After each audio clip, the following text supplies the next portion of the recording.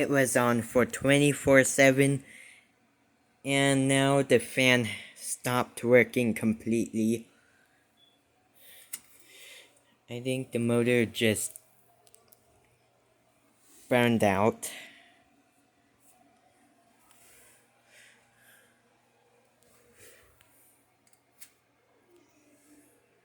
See, it won't turn on anymore.